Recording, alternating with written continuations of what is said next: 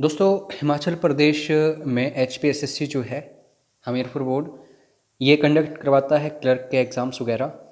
तो नॉर्मली हर एक के एग्ज़ाम में 170 क्वेश्चंस ही होते हैं। तो ऐसा कोई भी एग्ज़ाम होगा जिसमें 170 क्वेश्चंस आएंगे और जीके के आएंगे वगैरह वगैरह, तो उनके लिए ये वीडियो बहुत इंपॉर्टेंट रहेगा। मॉडल पेपर है ये। 170 क्वेश्चंस हम डिस्कस करने जा रहे हैं। जो क्लर्क का एग्ज़ाम होता है उसी पैटर्न के बेसिस पर पिछले 5 सालों के क्वेश्चन पेपर्स को हमने एनालाइज किया है और लेटेस्ट ट्रेंड जो है HPSSC का उसको भी फॉलो किया है, फिर इस टेस्ट सीरीज़ को तैयार किया है। तो अगर आप इसको परचेज़ करना चाहते हैं तो आप हमें व्हाट्सएप कर लेना, यहाँ पे नंबर दिया गया है व्हाट्सएप नंबर। अगर आप 1 नवंबर से पहले पहले इस टेस्ट सीरीज़ को परचेज़ करते हैं तो आपकी फ़ीस जो है 50% तक कम होगी। बाद में ये फ़ीस जो है इंक्रीज़ हो जाएगी। तो व्हाट्सएप ज़रूर कर लेना अगर आप इस टेस्ट सीरीज़ को परचेज़ करना चाहते हैं। इसमें काफ़ी सारे टेस्ट आपको मिलेंगे। मिनिमम टेस्ट 10 होंगे, ज़्यादा से ज़्यादा आपको और भी ज़्यादा मिल सकते हैं। तो मैसेज ज़रूर कर लेना और हर एक क्वेश्चन को खुद अटैम्प्ट करना इस वीडियो को पॉज करके। बाकी कोई भी डाउट क्वायरी क्वेश्चन हो तो व्हाट्सएप ज़रूर कर लेना। अगर कोर्स ज्वाइन करना हो किसी भी एग्ज़ाम के लिए तो वो भी आप ज्वाइन कर सकते हैं। तो चलिए फर्स्ट क्वेश्चन है इस वीडियो का। The earliest evidence of silver in India is found in the. Bharat में चांदी के सबसे प्राचीन प्रमाण मिलते हैं कहाँ पे? तो चांदी सबसे पहले हड़प्पा संस्कृति में देखने को मिली थी।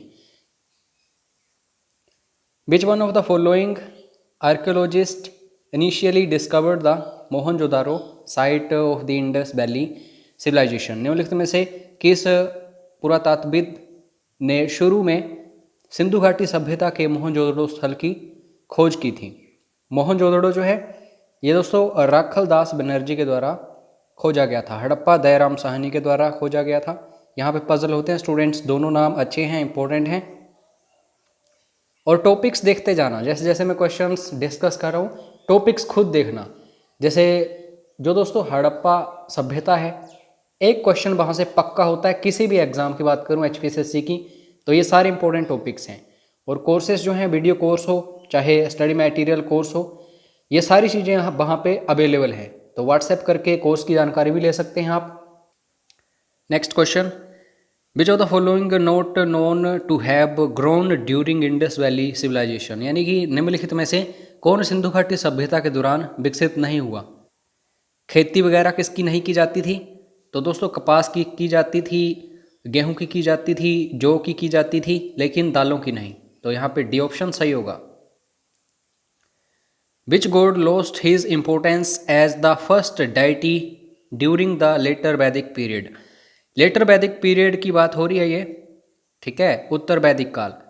तो इसमें जो प्रायोरिटी होती है किसी भी देवता के लिए, वो किसने गंवा दी थी? तो वो रुद्र। डी ऑप्शन सही होगा। तो देवताओं से संबंधित प्रश्न आते हैं जो वैदिक काल है। कुछ एक क्वेश्चंस होते हैं जो बार बार रिपीट होते ही रहते हैं, उनमें से ये क्वेश्चन भी है। The expounder of yoga philosophy is, योग दर्शन के प्रतिपादक हैं। तो आप सभी को पता है Patanjali. Which one of the following was the main characteristic of the later Vedic age. वैदिक काल जो है ऋग वैदिक काल, उसमें जाति प्रथा नहीं थी। लेकिन दोस्तों जैसे ही लेटर वैदिक एज हमें देखने को मिला, यहाँ पे कास्ट सिस्टम था। तो यहाँ पे सी ऑप्शन जो है आप यहाँ पे देख सकते हैं, जाति व्यवस्था सही है। ये क्वेश्चन भी काफ़ी पूछता है Hamirpur board. In Rigveda society which of the following was unknown. इनमें से क्या चीज़ जो है वो अज्ञात थी? तो इसमें दोस्तों बहुविवाह होता था, पर्दा प्रथा जो है वो भी थी, और बहुपतित्व भी था, लेकिन चाइल्ड मैरिज नहीं होती थी। तो इसका कहीं पे भी उल्लेख नहीं है, अज्ञात है ये। डी ऑप्शन सही है, बाल विवाह। Buddhism split up into the Hinayana and Mahayana sects of the Buddhism council held during the region of. बौद्ध धर्म किसके शासनकाल के दौरान आयोजित बौद्ध परिषद के हीनयान महायान संप्रदायों में विभाजित हो गया?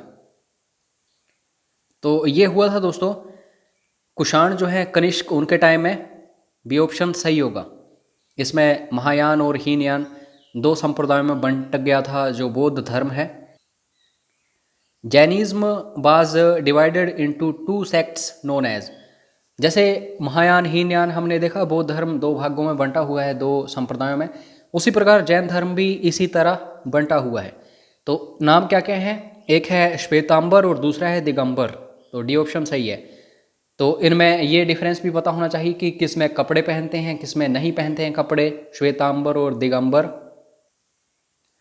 Who among the following rulers held a religious assembly at Prayag every 5 years, निम्नलिखित में से किस शासक ने हर 5 साल में प्रयाग में एक धार्मिक सभा आयोजित की? तो ये काम था हर्षवर्धन का, तो सी ऑप्शन इसका सही है। Who is said to have conquered the land between Arabian Sea and Bay of Bengal, जो दोस्तों अरब सागर है आप सभी को पता है कि इस तरफ है पाकिस्तान साइड, और बे ऑफ बंगाल जो है ये बांग्लादेश साइड है। तो इसके बीच की ज़मीन जो है अगर हम बात करें उसमें विजयी प्राप्त किसने की थी, तो ये है बिंदुसार, बी ऑप्शन सही है।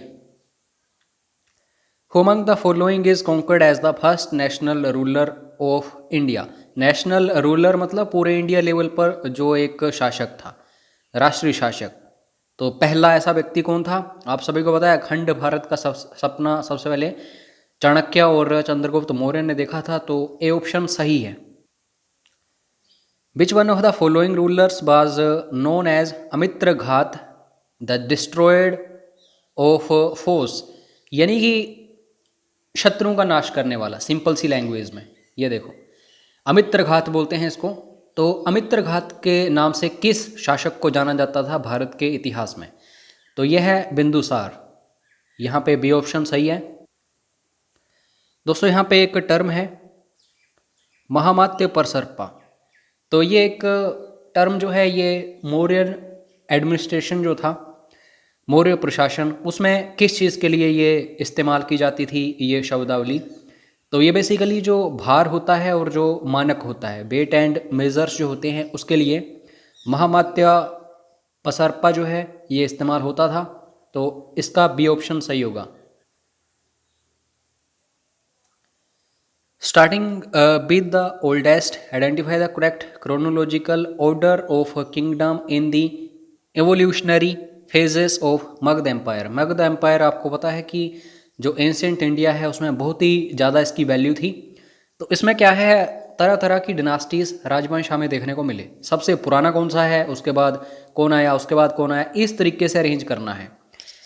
तो यहाँ पे ध्यान से देखो, आप सभी को पता है मौर्य के बाद आए थे सुंग, तो मौर्य के बाद सुंग कहाँ पे हैं? सबसे पहले तो ये देखो, तो मौर्य के बाद सुंग यहाँ पे हैं, क्योंकि बृहद्रथ जो था अंतिम शासक मौर्य साम्राज्य का, उसको पुष्यमित्र सुंग ने मारा था। तो सिर्फ बी और सी ऑप्शंस रह गए। अब यहाँ पे मेन बात यह है कि नंदा है या शिशुनाग पहले है। तो आपको पता है धनानंद जो है उसको हराया था चंद्रगुप्त मौर्य और चाणक्य ने, तो नंद जो है उसके बाद मौर्य आएगा। तो सिर्फ सी ऑप्शन में ऐसा है, शिशुनाग सबसे पहले, फिर नंद, फिर मौर्य, फिर सुंग, ऐसे चूज करते हैं अगर ऐसे एग्जाम्स आते हैं, ऐसे क्वेश्चंस आते हैं एग्जाम्स में। तो Among the following sultans of Delhi has been described by the historians as the mixture of opposites, इसको बोल सकते हैं विपरीतताओं के मिश्रण के रूप में एक शासक है, ये कौन था? तो ये मेडिवल हिस्ट्री जो है मध्यकालीन भारत उसकी बात कर रहे हैं, तो मोहम्मद तुगलक, मोहम्मद बिन तुगलक जो है दोस्तों, इसकी नीतियाँ फ्यूचर की होती थी, सोचता तो काफ़ी अच्छा था लेकिन इम्प्लीमेंटेशन नहीं हो पाती थी, इसलिए इसको मिक्सचर ऑफ ऑपोजिट्स बोला जाता है। अल बरूनी जो है दोस्तों एक लेखक है, बहुत ही इम्पोर्टेंट एक राइटर रहा है हिस्ट्री ऑफ इंडिया में। तो अल बरूनी जो है दोस्तों किसके टाइम में देखने को मिला था, समकालीन किसका था? तो अल बरूनी जो है दोस्तों, जो महमूद ओह गजनी है, जिनको महमूद गजनवी बोलते हैं, तो इनके टाइम के ये लेखक हैं। ए ऑप्शन सही है। ये क्वेश्चन भी काफ़ी रिपीट होता है। The city of Agra was founded in 1504 by 1504 ईस्वी में जो आगरा शहर की स्थापना किसने की थी? तो सिकंदर लोदी ने, डी ऑप्शन। शाहनामा जो है एक किताब लिखी गई है, किसके द्वारा लिखी गई है? तो ये लिखी है फिरदौसी ने, बी ऑप्शन सही है। Which of the following battles was fought in 1192 AD? निम्नलिखित में से कौन सा युद्ध 1192 ईस्वी में लड़ा गया था? दो युद्ध लड़े गए थे तराइन के, पहला 1191 में और उसके बाद 1192 में दूसरा तराइन का युद्ध। पृथ्वीराज चौहान और मोहम्मद गौरी के बीच में ये युद्ध लड़े गए थे। तो 1192 ईस्वी में कौन सा? Second battle of Tarain. Which philosophical system was founded by Vallabhacharya? Vallabhacharya ने किस दार्शनिक प्रणाली की स्थापना की थी? तो बल्लभाचार्य जाने जाते हैं दोस्तों शुद्ध द्वैत के लिए, बी ऑप्शन सही है, शुद्ध द्वैत। शेख निजामुद्दीन औलिया, ये दोस्तों किसके शिष्य थे? बहुत ही फेमस सूफी संत रहे हैं ये शेख निजामुद्दीन औलिया। तो बाबा फरीदी जो हैं इनके शिष्य थे ये Sheikh Nizamuddin Auliya. Who among the following was called as father of Indian renaissance? Father of Indian renaissance मतलब भारतीय पुनर्जागरण का जनक। इन्होंने जगाया था जो इंडियंस थे अंग्रेजों के बाद। तो बेसिकली राजा राममोहन रॉय जो हैं इनको बोला जाता है भारतीय पुनर्जागरण का जनक, डी ऑप्शन सही है। Which was the first newspaper to be published in India? India में काफ़ी सारे न्यूज़पेपर्स अंग्रेजों के टाइम में चलते थे, लेकिन सबसे पहले कौन सा आया था? बंगाल गजेट। हिक्की नामक एक व्यक्ति था, उसने इसको स्टार्ट किया था, बी ऑप्शन सही है। The office of the secretary of state for India was created by the? दोस्तों होता क्या था, जैसे सपोज करो कि इंडिया है, अगर उस पर शासन करना है तो अंग्रेज क्या करते थे, जो पार्लियामेंट था ब्रिटिश पार्लियामेंट, उसमें एक सेक्रेटरी होता था जो इंडिया को संभालता था वहाँ से। तो ऑफिस जो है secretary of state for India, ये किस चीज़ में अनाउंस किया गया था? तो ये हमें गवर्नमेंट ऑफ इंडिया एक्ट 1858 में देखने को मिला था, क्योंकि 1857 में रिवोल्ट हुआ था काफ़ी तगड़ा। तो अब क्राउन के हाथ चला गया था इंडिया, जो है ब्रिटिश इंडिया बन चुका था अब इंडिया। तो ये सब कुछ फिर 1858 के एक्ट के तहत हुआ था, बी ऑप्शन सही है। Which of the following was capital of Raja Ranjit Singh of Punjab? दो राजधानियाँ थी, लेकिन जो नॉर्मल या फिर हम बेसिक राजधानी की बात करते हैं वो कौन सी थी? तो वो थी दोस्तों लाहौर। और जब हम धार्मिक रिलीजियस कैपिटल की बात करते हैं तो अमृतसर थी। यहाँ पे फंसाता है एग्जामिनर, तो ध्यान देना। Who was the last independent Nawab of Bengal? इसका मतलब ये है कि इसके बाद जो भी नवाब हुए बंगाल के वो अंग्रेजों के अधीन थे, लेकिन इंडिपेंडेंट कौन था, स्वतंत्र कौन था अंतिम? तो ये है दोस्तों सिराजुद्दौला, ये याद रखना। बाकी मीर जाफर, मीर कासिम जो हैं ये तो अंग्रेजों के साथ ही मिल गए थे। Delhi became the capital of India in? Delhi Bharat की राजधानी कब बनी? तो ये 1911 में। आप सभी को पता होगा इसके बारे में, काफ़ी सारे क्वेश्चंस बनते हैं। तो 1911 में दिल्ली जो है राजधानी बनी थी, आज तक राजधानी ही है भारत की ये। महात्मा गांधी जयंती हाल ही में देखने को मिली है, इसलिए मोस्ट इंपॉर्टेंट क्वेश्चंस बनेंगे महात्मा गांधी जी से रिलेटेड। हरिजन सेवक संघ, इसका उद्देश्य ये था कि जो छोटी जातियों के या फिर दलित हैं उनका उत्थान हो, क्योंकि उस समय कंडीशन काफ़ी ख़राब थी दलितों की। तो हरिजन सेवक संघ जो है इसकी स्थापना महात्मा गांधी जी के द्वारा की गई थी, सी ऑप्शन सही होगा। क्या आप में से कोई कमेंट करके बता सकता है कि हरिजन सेवक संघ जो है इसकी स्थापना किस ईयर हुई थी? अगर इस ईयर को आप याद रखते हैं तो समझ जाओ कि आपका लेवल जो है काफ़ी ऊंचा है, आसानी से आप एग्जाम क्रैक कर सकते हो। The first movement launched against the British in India was? तो 1905 में, आप सभी को पता होगा भली भांति। तो ये दोस्तों एक स्वदेशी मूवमेंट था, बंगाल विभाजन जो है उसके टाइम में। तो स्वदेशी आंदोलन, इसका बी ऑप्शन सही है। बाकी भी चार ऑप्शंस ध्यान से देखा करो, ये भी देखा करो खिलाफत मूवमेंट कब हुआ, नॉन कोऑपरेशन मूवमेंट कब हुआ, क्विट इंडिया मूवमेंट कब हुआ, ये इंपॉर्टेंट क्वेश्चंस हैं सारे। At which Congress session did Dadabhai Naoroji announce that Swaraj was the goal of India's political efforts. Congress के किस अधिवेशन में दादा भाई नौरोजी ने घोषणा की कि स्वराज ही भारत के राजनीतिक प्रयासों का लक्ष्य है? क्योंकि इससे पहले नॉर्मली लोग सोचते थे कि स्वराज जो है हमें चाहिए अंग्रेजों के अधीन होके, कि अंग्रेज जैसा बोलेंगे हम वैसा करेंगे, लेकिन हमें वो मारे ना, पीटे ना, हम पर अत्याचार ना करें। लेकिन दोस्तों 1905 में बनारस एक अधिवेशन हुआ था, उसमें 1906 में कलकत्ता अधिवेशन हुआ था, डी ऑप्शन सही होगा इसका। तो उसमें दादा भाई नौरोजी जो हैं इन्होंने ये क्लियर कर दी थी बात, ठीक है, तो ध्यान देना यहाँ पे। The government of India act 1935 vested the residuary power in दी।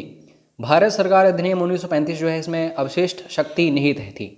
तो अवशिष्ट शक्ति जो होती है, एक्स्ट्रा पावर्स होती हैं, ये किसको दी जाती हैं? तो गवर्नर जनरल, डी ऑप्शन सही है।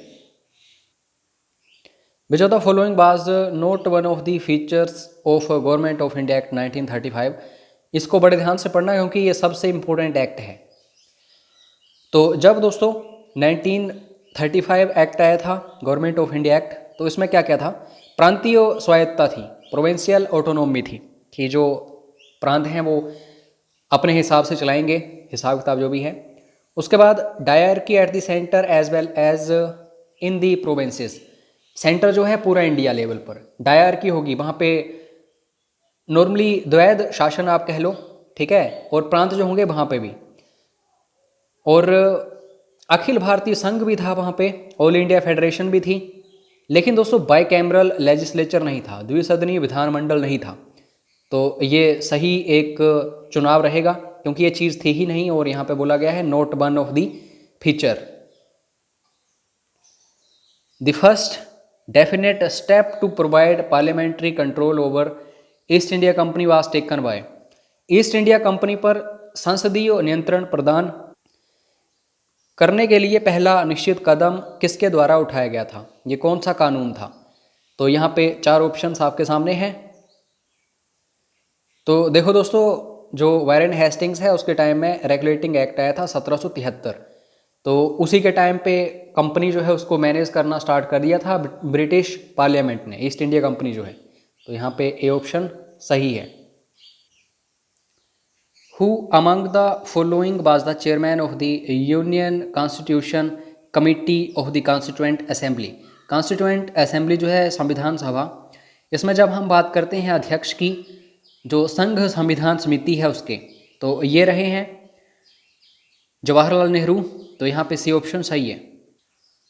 अब यहाँ पे 3 चीज़ें जो हैं ये दोस्तों इंडिया ने इंस्पायर होके ली हैं। तो क्या क्या है इंस्पिरेशंस? लिबर्टी है, इक्वलिटी है, फ्रैटर्निटी है। इसका मतलब क्या है? स्वतंत्रता है कि हम किसी के अधीन नहीं है, समानता, सब बराबर है, छोटी जाति वाला हो, बड़ी जाति वाला हो, काला हो, गोरा हो, और उसके बाद बंधुत्व, फ्रैटर्निटी, सब आपस में साथी हैं, हम दोस्त हैं, कोई पराया नहीं है। तो ये प्रेरणा ली गई है दोस्तों फ्रेंच रेवोल्यूशन से, B option. Which of the following describes India as a secular state? Secular का मतलब होता है धर्म निरपेक्ष या फिर पंथ निरपेक्ष। हिंदू होगा कोई, मुस्लिम होगा, सिख होगा, ईसाई होगा, या फिर अदर किसी भी रिलीजन का होगा, सब बराबर होंगे, कोई भेदभाव नहीं किया जाएगा धर्म के मामले में। तो जैसा कि आप सभी को पता है 42nd अमेंडमेंट हुआ था 1976 में, तो उसमें सोशलिस्ट, सेकुलर और इंटीग्रिटी वगैरह कुछ एक शब्द डाले गए थे। तो वो प्रस्तावना जो है, जिसको हम नॉर्मली क्या बोलते हैं, प्रेम्बल बोलते हैं कॉन्स्टिट्यूशन का, उसमें ये चीज़ें देखने को मिलती हैं। तो डी ऑप्शन इसका सही है। The decision of the supreme court is final on any questions related to the election of the president and vice president of India. This enumerated in. Bharat के राष्ट्रपति और उपराष्ट्रपति के चुनाव से संबंधित किसी भी प्रश्न पर सर्वोच्च न्यायालय का निर्णय अंतिम होता है। तो ये गणना जो है ये कहाँ पे की गई है? आर्टिकल कौन सा है ये? चाहे उपराष्ट्रपति का चुनाव हो चाहे राष्ट्रपति का, तो ये बेसिकली अनुच्छेद 71 है, बी ऑप्शन सही है। Which part of the constitution of India deals with the provisions related to municipalities?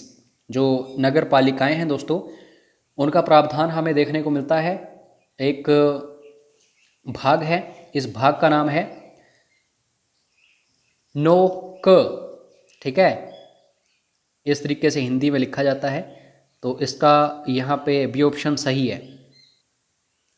Next question, the provisions for joint sitting of the both houses of parliament are found mentioned in. होता क्या है, कोई भी bill है पारित होगा दोनों सदनों में। लोकसभा में अगर मेजोरिटी है किसी एक सरकार की तो वो वहाँ आसानी से उसको पारित करवा लेती है। राज्यसभा में क्या होता है, कुछ अलग हिसाब होता है, क्योंकि 6 सालों का यहाँ पे टेन्योर होता है, 2 सालों बाद 1/3 रिटायर करने होते हैं वगैरह वगैरह। तो कई बार यहाँ पे बिल पारित नहीं हो पाता।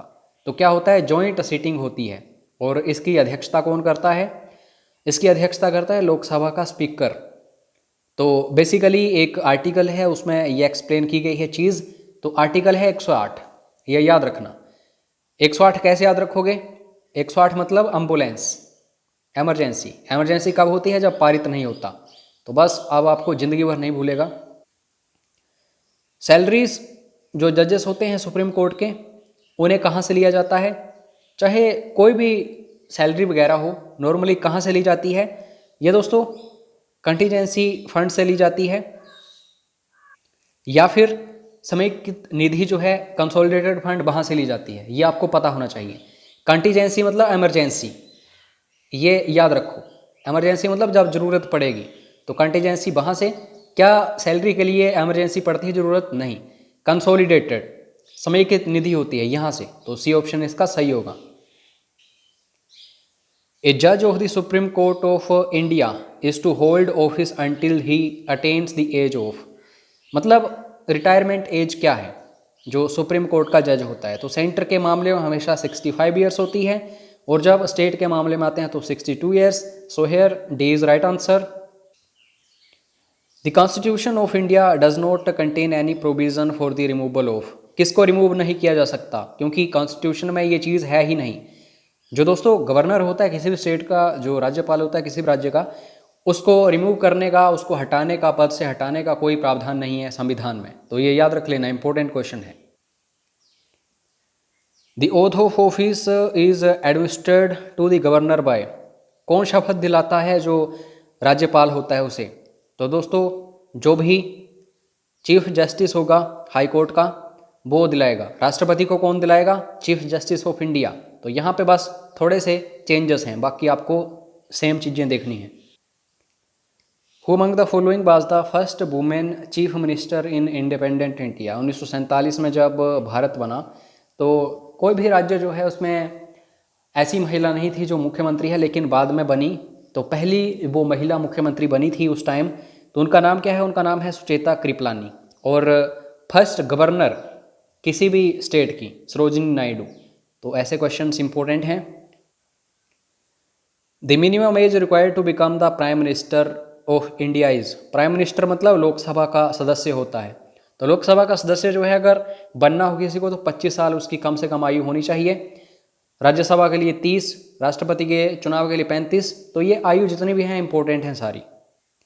इस वीडियो का सबसे आसान क्वेश्चन, नेशनल एंथम राष्ट्रगान किसके द्वारा लिखा गया है। इनफैक्ट इंडिया का तो क्या, जो बांग्लादेश है उसका भी किसके द्वारा लिखा गया है, Rabindranath Tagore, first Indian person to get Nobel prize in literature, Gitanjali के लिए मिला था। तो यह याद रखना। और ऐसा व्यक्ति पूरी दुनिया में जिसने 2 देशों का या फिर 2 से ज़्यादा देशों का राष्ट्रगान लिखा हो, रविंद्रनाथ टैगोर। हेडक्वार्टर्स की बात हो रही है, जो कि हाल ही में साउथ वेस्ट रेलवेज एक बनाया गया है जोन। तो ये जो साउथ वेस्ट कहाँ पे है, इस तरफ, जो इंडिया का मुंबई वगैरह है उससे नीचे वाला जो हिस्सा है, तो उसका हेडक्वार्टर्स आपको मिलेंगे हुबली में। तो डी ऑप्शन सही है। टेम्परेचर जो है ये इंक्रीज होता है बहुत ही फास्ट तरीके से, डैश के बाद तापमान तेजी से बढ़ता है। कौन सी परत जो है वायुमंडल की, उसके बाद। तो मौसमी घटनाएं जितनी भी हैं वो दोस्तों क्षोभ मंडल में होती हैं, और जो समताप मंडल है वहाँ पे कोई मौसमी घटनाएं वगैरह नहीं होती, वहाँ पे बिल्कुल नॉर्मल रहती हैं सारी चीज़ें। लेकिन जो आयन मंडल है उसके बाद तापमान जो है बहुत तेजी से बढ़ता है, गर्म। Which one of the following sea is without coast line, निम्नलिखित में से कौन सा समुद्र तट रेखा के बिना है। यहाँ पे तट रेखा है ही नहीं, तो इसको हम सरागोसा सी बोलते हैं। तो यहाँ पे बी ऑप्शन सही है। तो 50 क्वेश्चन हमने डिस्कस किए। अगले जो क्वेश्चंस होंगे उन्हें हम नेक्स्ट लेक्चर में डिस्कस करेंगे। तो 50 में से आपके कितने सही हुए, ईमानदारी से कमेंट बॉक्स में कमेंट करके बताना। और अगर परचेज करनी है टेस्ट सीरीज़ तो व्हाट्सएप कर लेना, आपको सैंपल व्हाट्सएप के ऊपर भी दिखा दिया जाएगा। हालांकि यूट्यूब के ऊपर भी देख लिया होगा आपने सैंपल कैसे कैसा इसका लेवल है और अच्छे क्वेश्चन हैं या नहीं।